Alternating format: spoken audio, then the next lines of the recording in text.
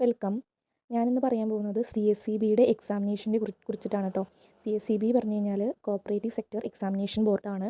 അപ്പോൾ ഒരുപാട് പേർക്ക് ഡൗട്ടുണ്ട് എങ്ങനെയാണ് CSEBയുടെ എക്സാമിനേഷനൊക്കെ അപ്ലൈ ചെയ്യുന്നതും എന്തൊക്കെയാണ് അതിൻ്റെ ക്വാളിഫിക്കേഷൻ എന്നുള്ളതൊക്കെ.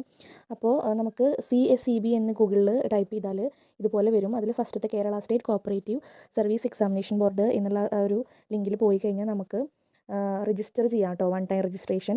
അപ്പോൾ ഇത്തരത്തിൽ CSEBയുടെ എക്സാമിനേഷൻ, അപ്പോൾ അവിടെ പോയി കഴിഞ്ഞാൽ നമുക്ക് രജിസ്റ്റർ ചെയ്യാം.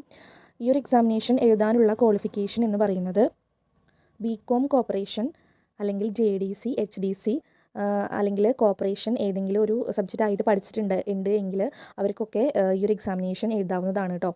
അപ്പോൾ BCom കോപ്പറേഷൻ JDC HDC ഉള്ളവർക്കൊക്കെ ഈ ഒരു എക്സാമിനേഷന് അപ്ലൈ ചെയ്യാവുന്നതാണ്. അപ്പോൾ ഇതിന് അപ്ലൈ ചെയ്യാനായിട്ട് CSEBയുടെ ഈ ഒരു വൺ ടൈം രജിസ്ട്രേഷൻ പോർട്ടലിൽ പോയി കഴിഞ്ഞാൽ വൺ ടൈം രജിസ്ട്രേഷൻ നമുക്ക് ചെയ്യാം. അതിൻ്റെ വീഡിയോ ട്യൂട്ടോറിയൽ അവർ തന്നെ ഇട്ടിട്ടുണ്ട്. അപ്പോൾ വൺ ടൈം രജിസ്ട്രേഷൻ നമുക്ക് ചെയ്യാവുന്നതാണ്. പിന്നെ അതുപോലെ തന്നെ ചില പോസ്റ്റിലേക്ക് മാത്രമേ ഓൺലൈനായിട്ട് നമുക്ക് അപ്ലൈ ചെയ്യാൻ പറ്റുള്ളൂ. അതായത് അസിസ്റ്റൻറ്റ് സെക്രട്ടറി അതുപോലുള്ള പോസ്റ്റിലേക്ക് മാത്രമേ ഓൺലൈനായിട്ട് നമുക്ക് അപ്ലൈ ചെയ്യാനായിട്ട് സാധിക്കുള്ളൂ. ജൂനിയർ ക്ലർക്ക് എന്ന പോസ്റ്റിലേക്കാണ് ഒരുപാട് പേര് എക്സാമിനേഷൻ എഴുതുന്നത്. അപ്പോൾ ആ ഒരു പോസ്റ്റിലേക്ക് നമുക്ക് അപ്ലൈ ചെയ്യാനായിട്ട് ഫോം ഫില്ല് ചെയ്തിട്ടാണ് നമ്മൾ കൊടുക്കേണ്ടത്. അപ്പോൾ അത്തരത്തിലുള്ള ഫോം ഈ ഒരു സൈറ്റിൽ നമുക്ക് കിട്ടും. ഈ ഒരു CSEBയുടെ സൈറ്റിൽ നിന്നാണ് പുതിയ നോട്ടിഫിക്കേഷൻസ് ഉണ്ടോ എന്ന് നമ്മൾ നോക്കണം. അപ്പോൾ പുതിയ നോട്ടിഫിക്കേഷൻസ് കണ്ടു കഴിഞ്ഞാൽ ഇപ്പോൾ ജനറൽ കാൻഡിഡേറ്റ്സിൻ്റെ ഭാഗത്താണ് പുതിയ നോട്ടിഫിക്കേഷൻസ് വരിക. അപ്പോൾ പുതിയ നോട്ടിഫിക്കേഷൻസ് വരുമ്പോൾ, അതായത് 3-4 മാസം കൂടുമ്പോൾ പുതിയ നോട്ടിഫിക്കേഷൻസ് വരും. അങ്ങനെ പുതിയ നോട്ടിഫിക്കേഷൻ ഈ ഒരു ഭാഗത്താണ് ഉണ്ടാവുക. ആ നോട്ടിഫിക്കേഷൻ ഡൗൺലോഡ് ചെയ്തതിന് ശേഷം നമുക്ക് അവിടെ തന്നെ നമുക്കുള്ള ഫോമുകൾ ഉണ്ടാവും. ഇപ്പോൾ ജൂനിയർ ക്ലർക്കിനാണെങ്കിൽ അതിനുള്ള ഫോം ഉണ്ടാവും. അപ്പോൾ ആ ഒരു ഫോം നമ്മൾ ഡൗൺലോഡ് ചെയ്തിട്ട് ഫില്ല് ചെയ്തിട്ട് അത് ഇവർ പറയുന്ന, അതായത് നോട്ടിഫിക്കേഷനിൽ തന്നെ പറയുന്ന ഒരു അഡ്രസ്സ് ഉണ്ട്, ആ അഡ്രസ്സിലേക്ക് നമ്മൾ അയച്ചു കൊടുക്കണം. അപ്പോൾ ഇത്തരത്തിൽ BCom കോപ്പറേഷനും JDCയും HDCയും വേറെ ഏതെങ്കിലും വിഷയത്തിൽ കോപ്പറേഷനും ഒക്കെ ഉള്ളവർക്ക് ഈ ഒരു എക്സാമിനേഷൻ എഴുതാനായിട്ട് സാധിക്കും. അപ്പോൾ ഇങ്ങനെയാണ് ഇതിന് അപ്ലൈ ചെയ്യുന്നത്. ഫോം ഡൗൺലോഡ് ചെയ്തിട്ട് നമ്മൾ ഡയറക്റ്റ് അയച്ചു കൊടുക്കുകയാണ് ജൂനിയർ ക്ലർക്കിൻ്റെ എക്സാമിനേഷൻ ചെയ്യുന്നത്. ബാക്കി എല്ലാ എക്സാമിനേഷനും ഓൺലൈനായിട്ട് ഇതുപോലെ ഇവിടെ വൺ ടൈം രജിസ്ട്രേഷൻ എന്നുള്ള ഭാഗത്ത് പോയിട്ട് രജിസ്റ്റർ ചെയ്തിട്ട് അതിൽ നമുക്ക് അപ്ലൈ ചെയ്യാവുന്നതാണ്. അതുപോലെ തന്നെ ഇതിന് വരുന്ന ടോപ്പിക്കുകൾ എന്ന് പറയുന്നത് കോപ്പറേഷൻ, അതുപോലെ തന്നെ accounting, banking, general knowledge, English, maths എന്നീ വിഷയങ്ങളിൽ നിന്നുമാണ് ക്വസ്റ്റ്യൻസ് വരിക. 160 മാർക്കിനാണ് ക്വസ്റ്റ്യൻസ്. 160 ക്വസ്റ്റ്യൻസ് ഉണ്ടാവും. ഒരു ശരിയുത്തരത്തിന് അര മാർക്ക് വീതം 80 മാർക്കാണ് നമുക്ക് മൊത്തമായിട്ട് കിട്ടുന്നത്. ആ 80-ൽ തന്നെ ഇപ്പോഴത്തെ കട്ട് ഓഫ് എന്ന് പറയുന്നത് 60-ന് മുകളിലൊക്കെയാണ് കേട്ടോ. 60-ന് മുകളിലുള്ളവരെ എടുക്കുക. പിന്നെ ഓരോ റിസർവേഷൻ അനുസരിച്ചിട്ട് ഫിസിക്കലി ഹാൻഡിക്യാപ്ഡ്, അതുപോലെ SC അങ്ങനെയുള്ള കാസ്റ്റ് റിസർവേഷൻസ് ഒക്കെ ഉണ്ട്. അപ്പോൾ അതിനനുസരിച്ചിട്ട് കട്ട് ഓഫ് കുറയും. അത്തരത്തിലുള്ളവർക്ക് വേറെ കട്ട് ഓഫ് ആയിരിക്കും കേട്ടോ. അപ്പോൾ അതിനനുസരിച്ചിട്ടാണ് എടുക്കുക. ജനറൽ കാൻഡിഡേറ്റ്സിന് 60-ന് മുകളിലാണ് ഇപ്പോഴത്തെ കട്ട് ഓഫ് വരുന്നത്. പിന്നെ നെഗറ്റീവ് മാർക്ക് ഇല്ല എന്നുള്ളതാണ് ഏറ്റവും വലിയ അട്രാക്ഷൻ എന്ന് പറയുന്നത്. 160 ക്വസ്റ്റ്യൻസ് നമുക്ക് 2 മണിക്കൂറാണ് ടൈമുള്ളത്. ആ ടൈമിനുള്ളിൽ 160 ക്വസ്റ്റ്യൻസ് ആൻസർ ചെയ്യാം. അപ്പോൾ ഒന്നിന് അര മാർക്ക് വെച്ചിട്ട് 80 മാർക്കാണ് നമുക്ക് മൊത്തം മാർക്ക് കിട്ടുന്നത്. അതിൽ 60-ന് മുകളിൽ മാർക്ക് ഉണ്ടെങ്കിൽ നമ്മൾ ജനറൽ കാൻഡിഡേറ്റ്സിൻ്റെ കാര്യമാണ് പറയുന്നത്. ഇപ്പോഴത്തെ കട്ട് ഓഫ് എന്ന് പറയുന്നത് 60ആണ്. പിന്നെ ഓരോ സമയവും ടഫ് അനുസരിച്ച് കട്ട് ഓഫ് മാറാനുള്ള ചാൻസുകളുണ്ട്. അപ്പോൾ ഇങ്ങനെയാണ് നമ്മൾ ഈ ഒരു എക്സാമിനേഷന് അപ്ലൈ ചെയ്യുന്നത്. ഇതുപോലെയാണ് നോട്ടിഫിക്കേഷൻസ് വരിക. നമ്മൾ നേരത്തെ പറഞ്ഞ CSEB എന്ന് നമ്മൾ ഗൂഗിളിൽ ടൈപ്പ് ചെയ്യുമ്പോൾ ആദ്യം കാണുന്ന Kerala state cooperative examination board, അതിൽ നമ്മൾ പോകുമ്പോൾ ആ ഒരു ലിങ്കിൽ പോകുമ്പോൾ ആ ഒരു സൈറ്റിൽ പോകുമ്പോൾ നമുക്ക് ജനറൽ കാൻഡിഡേറ്റ്സിന് വരുന്ന നോട്ടിഫിക്കേഷൻസ് കാണാം. അപ്പോൾ അതിൽ നമുക്ക് ഓരോ മാസവും, അതായത് 3-4 മാസം കൂടുമ്പോഴാണ് നോട്ടിഫിക്കേഷൻസ് വരുന്നതെന്ന് പറഞ്ഞു. അപ്പോൾ അതിനനുസരിച്ച് നോട്ടിഫിക്കേഷൻസ് വരും. ന്യൂ നോട്ടിഫിക്കേഷൻ ഇന്ന ഡേറ്റ് എന്ന് പറഞ്ഞിട്ടുണ്ടാവും. ആ ഒരു അവിടെ ക്ലിക്ക് ചെയ്യുമ്പോൾ ഇതുപോലെ നമുക്ക് നോട്ടിഫിക്കേഷൻസൊക്കെ ഡൗൺലോഡ് ചെയ്യാവുന്നതാണ്. ഇപ്പോൾ ഇത് കഴിഞ്ഞു പോയ നോട്ടിഫിക്കേഷനാണ് കേട്ടോ. അപ്പോൾ ഇതുപോലെയാണ് നോട്ടിഫിക്കേഷൻസ് വരിക. അപ്പോൾ അതിൽ കണ്ടോ, താഴെ പറയുന്ന സംഘം അല്ലെങ്കിൽ ബാങ്കുകളിൽ ഒഴിവുകളുണ്ട്. അപ്പോൾ അതിനനുസരിച്ച് നമുക്ക് അപ്ലൈ ചെയ്യാം.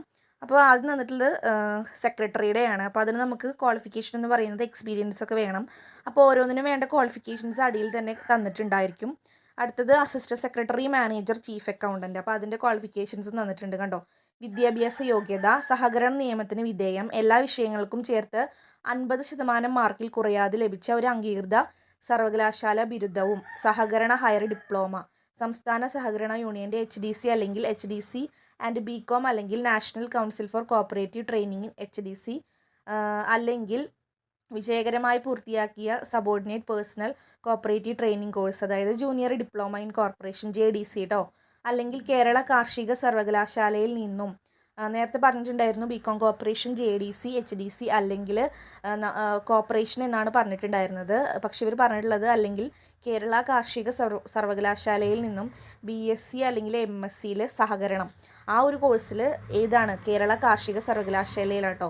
അതിൽ BScയിലും MScയിലും സഹകരണം അല്ലെങ്കിൽ ബാങ്കിങ് സഹകരണം ആൻഡ് ബാങ്കിങ് കേട്ടോ അങ്ങനെ ഒരു ഇതുണ്ട് ആ ഒരു BSc MSc കോഴ്സിൽ. അപ്പോൾ ആ ഒരു ഇത് പഠിച്ചിട്ടുണ്ടെങ്കിൽ സഹകരണം ആൻഡ് ബാങ്കിങ് എന്നുള്ള ആ ഒരു കോഴ്സ് പഠിച്ചിട്ടുള്ളവർക്ക് അല്ലെങ്കിൽ കേരളത്തിലെ ഏതെങ്കിലും സർവകലാശാല അംഗീകരിച്ചതും സഹകരണം ഐച്ഛികമായിട്ടുള്ളതുമായ എല്ലാ വിഷയങ്ങൾക്കും 50% മാർക്കിൽ കുറയാത്ത ബികോം ബിരുദമാണ് പറഞ്ഞിട്ടുള്ളത് കേട്ടോ. ബികോം കോർപ്പറേഷൻ എടുത്തവർക്കും ഈ ഒരു എക്സാമിനേഷന് അപ്ലൈ ചെയ്യാവുന്നതാണ്.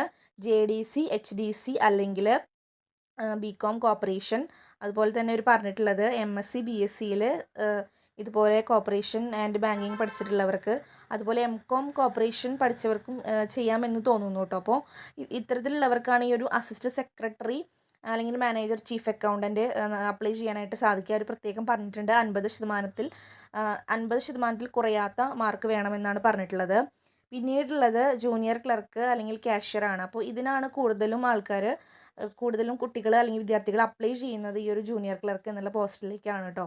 അപ്പോൾ ഇവിടെ പറഞ്ഞിട്ടുള്ളത് സഹകരണ നിയമത്തിന് വിധേയമാണ്. SSLC അഥവാ തത്തുല്യ യോഗ്യത അല്ലെങ്കിൽ JDC HDC തന്നെയാണ് കേട്ടോ. പിന്നെ ബികോം ബിരുദം അല്ലെങ്കിൽ ഒരു അംഗീകൃത സർവകലാശാലയിൽ നിന്നുള്ള ബിരുദം, സഹകരണ ഹയർ ഡിപ്ലോമ. അപ്പോൾ ഇവർ പാസ്സായാൽ മതി, അല്ല ഇന്ന പെർസെൻറ്റേജ് വേണമെന്ന് പറഞ്ഞിട്ടില്ല കേട്ടോ. അപ്പോൾ മറ്റേ അസിസ്റ്റന്റ് സെക്രട്ടറിയിലാണ് 50%-ലും കുറയാത്തത് വേണമെന്ന് പറഞ്ഞിട്ടുള്ളത്. ജൂനിയർ ക്ലർക്കിന് അങ്ങനെ അവർ പറഞ്ഞിട്ടില്ല. അപ്പോൾ ഇത്രയും യോഗ്യതകളുള്ളവർക്ക് ഈ ഒരു എക്സാമിനേഷന് അപ്ലൈ ചെയ്യാവുന്നതാണ്. അപ്പോൾ മുന്നേ പറഞ്ഞതുപോലെ തന്നെ ജൂനിയർ ക്ലർക്കാണ് നിങ്ങൾ എഴുതാൻ പോകുന്നത് എങ്കിൽ അതിനുള്ള ഫോം ആ ഒരു സൈറ്റിൽ ഉണ്ടാവും.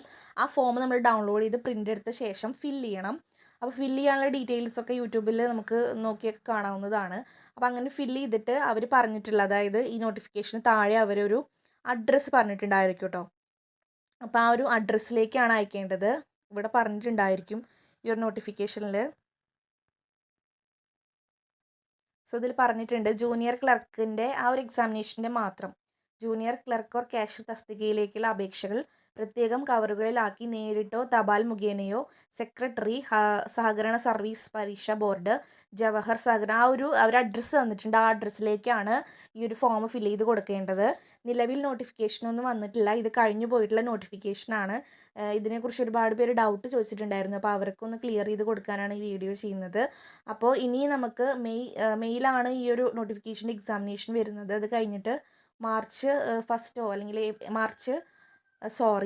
മെയ് കഴിഞ്ഞിട്ട് ജൂൺ ജൂലൈ ഒക്കെ ആയിട്ടാണ്. മെയ്യിലാണ് എക്സാമിനേഷൻ കണ്ടക്ട് ചെയ്യുന്നത് ഈ ഒരു നോട്ടിഫിക്കേഷൻ്റെ. അത് കഴിഞ്ഞിട്ട് ജൂലൈയിലായിട്ട് അടുത്ത നോട്ടിഫിക്കേഷൻസ് വരാം കേട്ടോ. അപ്പോൾ ജൂൺ ഫസ്റ്റോ അല്ലെങ്കിൽ ജൂൺ ലാസ്റ്റോ ഒക്കെ ആയിട്ട് അടുത്ത നോട്ടിഫിക്കേഷൻസ് വരും. അപ്പോൾ ഇത്തരത്തിലുള്ള ക്വാളിഫിക്കേഷൻ ഉള്ളവരുണ്ടെങ്കിൽ അതിന് അപ്ലൈ ചെയ്യാവുന്നതാണ് കേട്ടോ.